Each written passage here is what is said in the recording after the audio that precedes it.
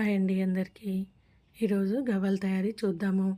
పావు కిలో మైదా, పావు కిలో బెల్లం, 25 గ్రాముల డాల్డా. ముందుగా 25 గ్రాముల డాల్డాని కరగబెట్టుకొని మైదాలో పోసుకొని కలుపుకోవాలి.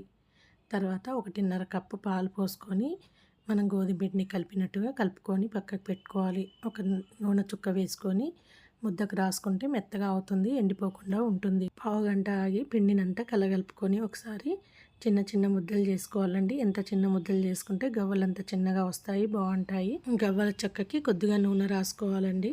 మన బొటనవేలుతోని బలం పెట్టి అంటే పలసగా వస్తాయి, బాగుంటాయండి. గోలించుకోవడం మనం చాక్లెట్ కలర్ వచ్చేదాకా గోలించుకోవాలి. మంట హై మీద పెట్టుకోవద్దు, మీడియంలో పెట్టుకోవాలి. బెల్లం పాకం వచ్చింది లేనిది తెలవాలంటే చిన్న గిన్నెలో వాటర్ పోసుకొని అనుకోవాలండి. వీడియోలో చూపించినట్టుగా ముద్దగా రావాలి. ఇప్పుడు గవ్వల మీద పాకం పోసుకొని కలబెట్టుకోవాలండి. చల్లారేదాకా కొద్దిగా కలబెడుతూనే ఉండాలి, లేకపోతే ముద్దగా అవుతాయి. మన స్వీట్ గవ్వలు రెడీ అయిపోయాయి.